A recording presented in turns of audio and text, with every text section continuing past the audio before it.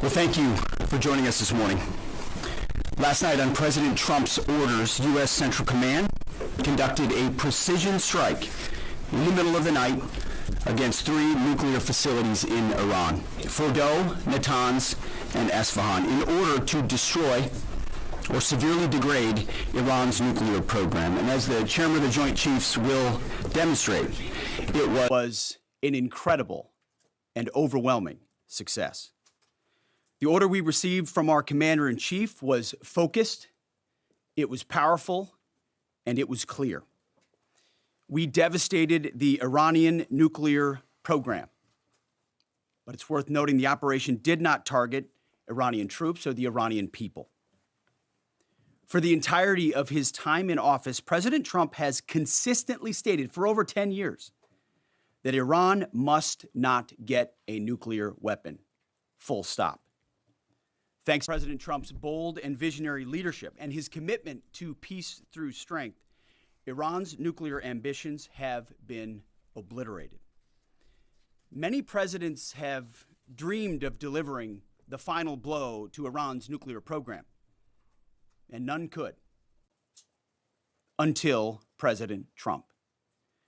The operation President Trump planned was bold and it was brilliant, showing the world that American deterrence is back. When this president speaks, the world should listen. And the U.S. military, we can back it up. The most powerful military the world has ever known. No other country on planet Earth could have conducted the operation that the chairman is going to outline this morning. Not even close. Just like Soleimani found out in the first term, Iran found out when POTUS says 60 days that he seeks peace and negotiation, he means 60 days of peace and negotiation. Otherwise, that nuclear program, that nuclear capability will not exist. He meant it.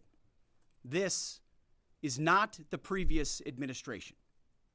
The President Trump said no nukes. He seeks peace, and Iran should take that path. He sent out a truth last night saying this: any retaliation by Iran against the United States of America will be met with force far greater than what was witnessed tonight. Signed, the President of the United States, Donald J. Trump. Iran would be smart to heed those words. He's said it before, and he means it. I want to give recognition to the Chairman of the Joint Chiefs of Staff, the Joint Staff, General Eric Kurilla at CENTCOM, who did a phenomenal job, he and his staff, all of CENTCOM. Policy, across the board, this was a joint effort, and across the Pentagon effort. I want to recognize the pilots who flew those bombers, who flew those fighters, who flew those refuelers, warriors. I want to recognize the sailors on those destroyers, in those subs, on those carriers, warriors, all of them. I want to recognize our soldiers doing air defense, base defense, QRF, warriors, all of them. Every American involved in this operation performed flawlessly. And I want to give recognition to our allies in Israel as well.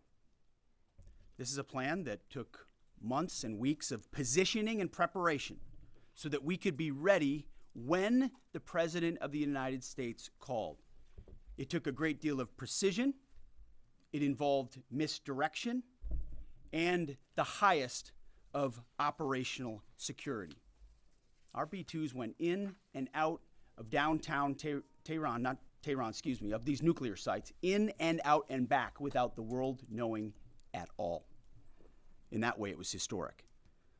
A strike that included the longest B-2 Spirit bomber mission since 2001 and the first operational employment of the MOP, a massive ordnance penetrator. The mission demonstrated to the world the level of joint and allied integration that speak to the strength of our alliance and our joint forces. As President Trump has stated, the United States does not seek war, but let me be clear. We will act swiftly and decisively when our people our partners or our interests are threatened. Iran should listen to the President of the United States and know that he means it, every word. I want to give congratulations to our Commander-in-Chief. It was an honor to watch him lead last night and throughout, and to our great American warriors on this successful operation. God bless our troops. God bless America. And we give glory to God for his providence and continue to ask for his protection. I turn it over now to the chairman for specifics. Thank you, Mr. Secretary. Thanks for recognizing all of our folks out there doing our nation's work, and nice to see everybody on this early Sunday morning. Last night on the President's orders, U.S. Central Command, under the command of General Eric Kurilla, executed Operation Midnight Hammer, a deliberate and precise strike against 3 Iranian nuclear facilities. This was a complex and high-risk mission carried out with exceptional skill and discipline by our joint force. I want to thank every service member, planner, operator that made this mission possible. Their actions reflect the highest standards of the United States Armed Forces. This operation was designed to severely degrade Iran's nuclear weapons infrastructure. It was planned and executed across multiple domains and theaters with coordination that reflects our ability to project power globally with speed and precision at the time and place of our nation's choosing. This was a highly classified mission with very few people in Washington knowing the timing or nature of this plan. I'll refer you to the graphic on the side as I walk you through some of the operational details. At midnight Friday into Saturday morning, a large B-2 strike package comprised of bombers launched from the continental United States. As part of the plan to maintain tactical surprise, part of the package proceeded to the west and into the Pacific as a decoy, a deception effort known only to an extremely small number of planners and key leaders here in Washington and in Tampa. The main strike package, comprised of 7 B-2 Spirit bombers, each with 2 crew members, proceeded quietly to the east with minimal communications. Throughout the 18-hour flight into the target area, the aircraft completed multiple in-flight refuelings. Once over land, the B-2s linked up with escort and support aircraft in a complex, tightly timed maneuver requiring exact synchronization across multiple platforms in a narrow piece of airspace, all done with minimal communications. This type of integration is exactly what our joint force does better than anyone else in the world. At approximately 5 p.m. Eastern Standard Time last night, and just prior to the strike package entering Iran, a U.S. submarine in the Central Command area of responsibility launched more than 24 Tomahawk land attack cruise missiles against key surface infrastructure targets at Esfahan. As the Operation Midnight Hammer strike package entered Iranian airspace, the U.S. employed several deception tactics, including decoys, as the 4th and 5th generation aircraft pushed out in front of the strike package at high altitude and high speed, sweeping in front of the package for enemy fighters and surface-to-air missile threats.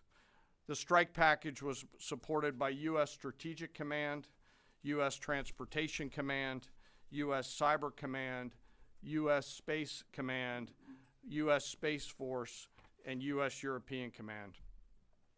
As the strike package approached Fordow and Natanz, the U.S. protection package employed high-speed suppression weapons to ensure safe passage of the strike package, with fighter assets employing preemptive suppressing fires against any potential Iranian surface-to-air threats.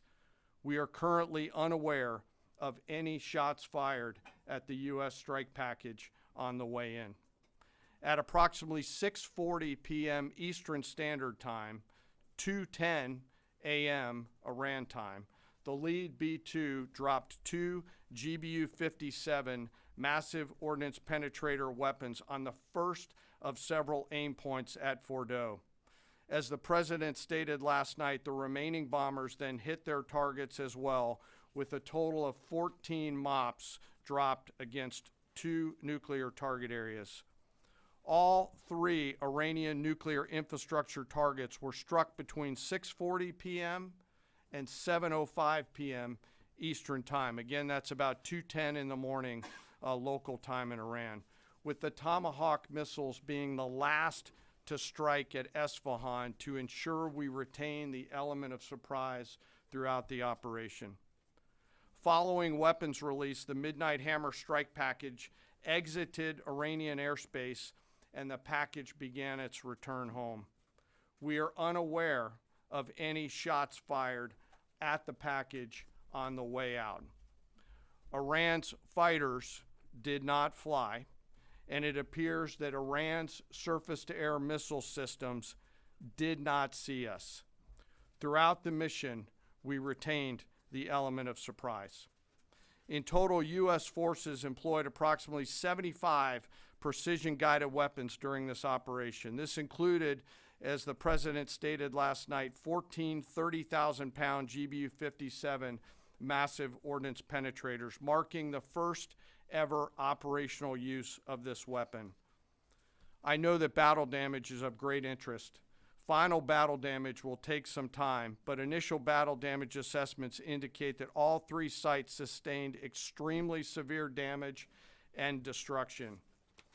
More than 125 U.S. aircraft participated in this mission, including B-2 stealth bombers, multiple flights of 4th and 5th generation fighters, dozens and dozens of air refueling tankers, a guided missile submarine, and a full array of intelligence, surveillance, and reconnaissance aircraft, as well as hundreds of maintenance and operational professionals. As the Secretary said, this was the largest B-2 operational strike in U.S. history and the second longest B-2 mission ever flown, exceeded only by those in the days following 9/11. Well prior to the strike, General Kurilla elevated force protection measures across the region, especially in Iraq, Syria, and the Gulf. Our forces remain on high alert and are fully postured to respond to any Iranian retaliation or proxy attacks, which would be an incredibly poor choice. We will defend ourselves. The safety of our service members and civilians remains our highest priority. This mission demonstrates the unmatched reach, coordination, and capability of the United States military. In just a matter of weeks, this went from strategic planning to global execution.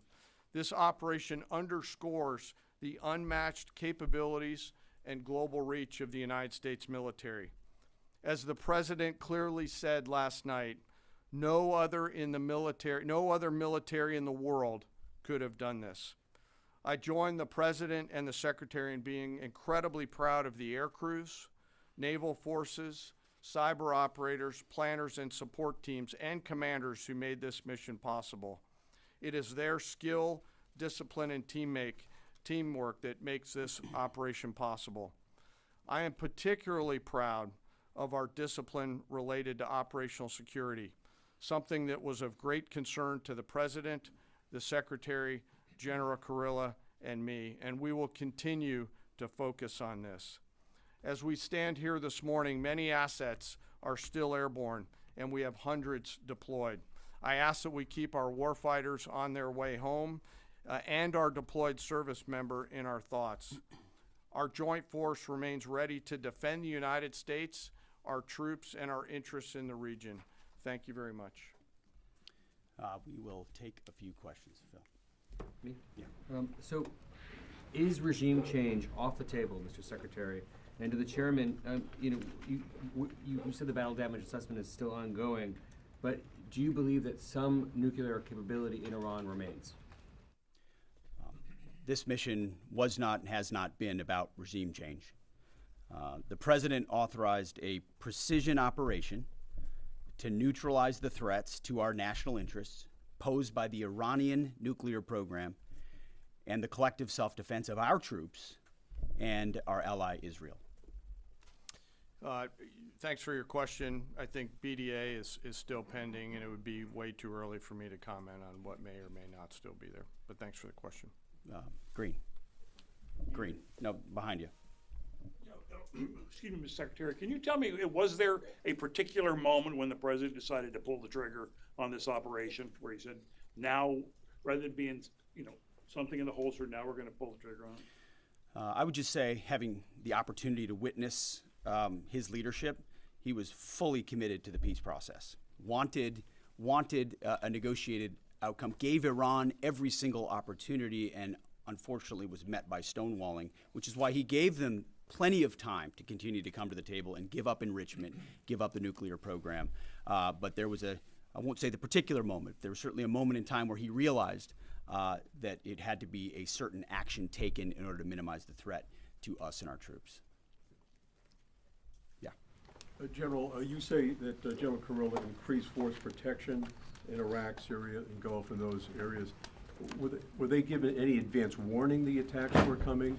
And also, Mr. Secretary, when were congressional leaders notified? How long before the attacks took place? Sir, to your first question, the risk has clearly been rising over the last few weeks in the region. Based on that, and not a particular awareness of this operation, we've made smart decisions to minimize the risk to U.S. forces in the region. So they were given no advance warning? No, sir. And congressional? They were notified after the planes were safely out. Well, we complied with the notification requirements of the War Powers Act. After the attacks, they were notified? They were immediately thereafter. Yes. Thank you, Secretary. Two quick questions. Do you believe you completely destroyed Iranian nuclear program?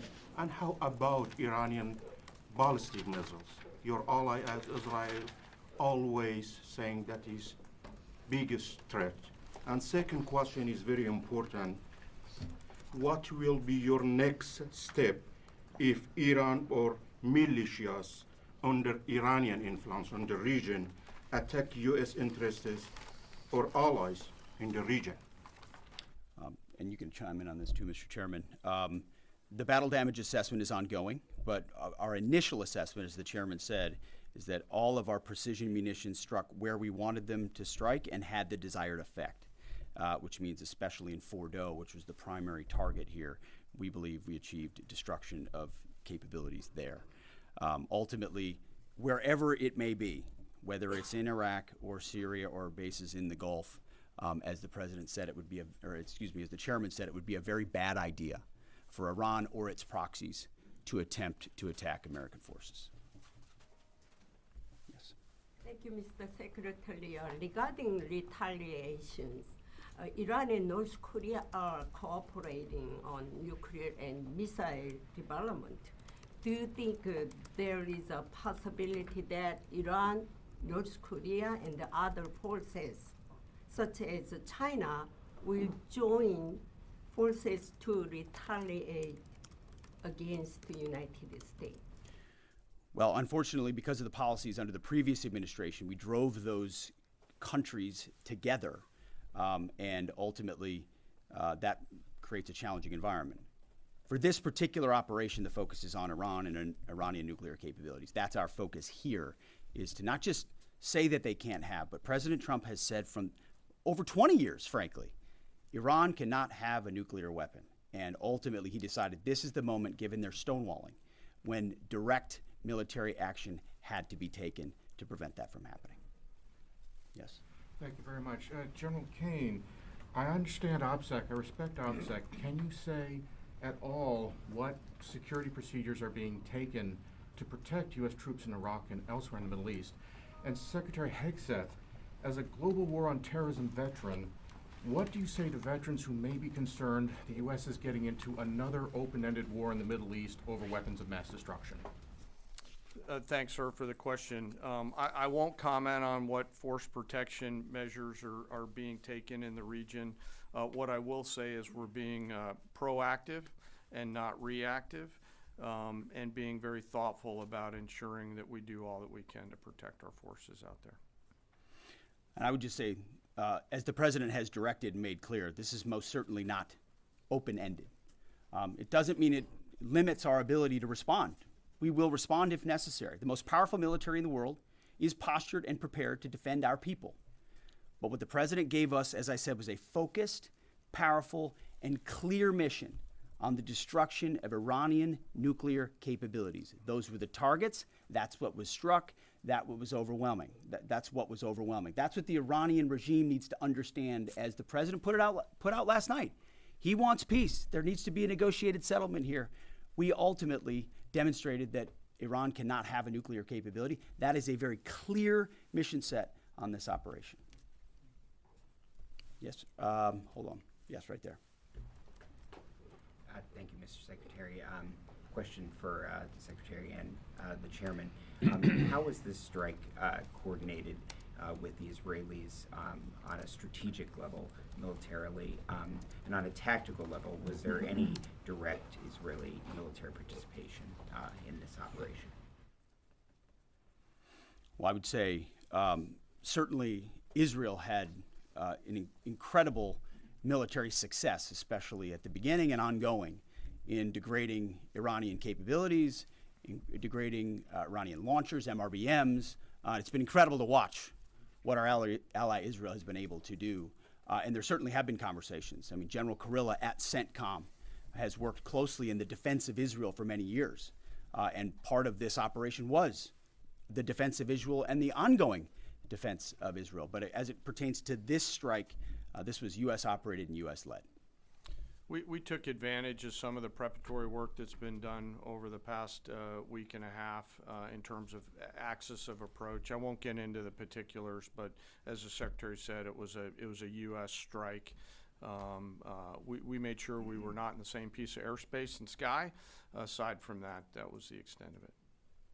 We'll take a couple more. Yeah, right there. Question to the Secretary first. Are you concerned whatsoever now about the reaction from U.S. allies given the strike, particularly those in the Gulf? And to the Chairman, if I may, I understand you don't want to speak to specific assets and force protection measures, but do you anticipate at least having to bring in any further assets from other theaters to aid in force protection over the coming days? We certainly understand the challenges of allies in the region, and we have been respectful and working in collaboration with them as it pertains to basing and sensitivities there. Ultimately, they've got a lot of assets and people in those locations also where American troops are co-located. So that's a consideration of ours. We've been in close consultation with them, and we appreciate the support that we have got.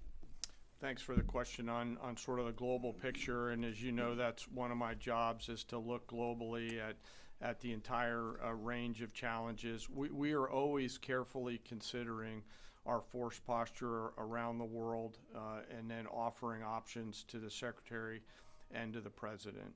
I won't comment on any future things, but the American people should know that we carefully consider those moves around the world and try to modulate as needed our force structure in the region. Absolutely. Yeah, right here. Thank you. What communications are being sent to the Iranians right now, and is there any possibility of diplomacy now or in the coming days? I can only confirm that there are both public and private messages being directly delivered to the Iranians in multiple channels, giving them every opportunity to come to the table. They understand precisely what the American position is, precisely what steps they can take to allow for peace, and we hope they do so. Yes. The president may not want an open-ended conflict. The Iranians may disagree. Are you prepared for a protracted war? Well, anything can happen in conflict. We acknowledge that. But the scope of this was intentionally limited. That's the message that we're sending. With the capabilities of the American military, nearly unlimited. So Iran, in that sense, has a choice. But we've made it very clear to them, this is nuclear sites, this is nuclear capabilities, this is the line that the president set, and we set that back. Now is the time to come forward for peace. But I think one of the takeaways from this as well is the unprecedented level of ongoing cooperation. I can't speak highly enough of the chairman and his staff and General Kurilla in CENTCOM, what they've done to look around the corner, to pre-position, to understand how an operation like this comes together. The scope and scale of what occurred last night would take the breath away of almost any American if you had an opportunity to watch it in real time. And I think Tehran is certainly calculating the reality that planes flew from the middle of America in Missouri overnight, completely undetected over 3 of their most highly sensitive sites, and we were able to destroy nuclear capabilities. And our boys in those bombers are on their way home right now. We believe that'll have a clear psychological impact on how they view the future, and we certainly hope they take the path of negotiated peace. But I could not be more proud of how this building operated, of the precision, the sensitivity, and the professionalism of the troops involved in this effort. I will take one more. We'll take one more question. Yes, right there. Thank you, Mr. Secretary. Concerning the justification for these strikes, in March, the Office of the Director of National Intelligence released their threat assessment, concluding, quote, Iran is not building a nuclear weapon, and Khomeini has not authorized the nuclear programs he suspended in 2003, unquote. So what new intelligence does the U.S. have since then that the Iranians have changed their position on nuclear weapons? And does this new intelligence come from U.S. sources and methods, or are we getting this information from other countries? Well, I would just simply say that the president's made it very clear. He's looked at all of this, all of the intelligence, all of the information, and come to the conclusion that the Iranian nuclear program is a threat, and was willing to take this precision operation to neutralize that threat in order to advance American national interests, reduce the Iranian nuclear program, and obviously collective self-defense of ourselves and our allies. So he looked at all of it, understood the nature of the threat, and took bold action I think the American people would expect in a commander-in-chief. That's all we've got. Thank you very much. Appreciate it.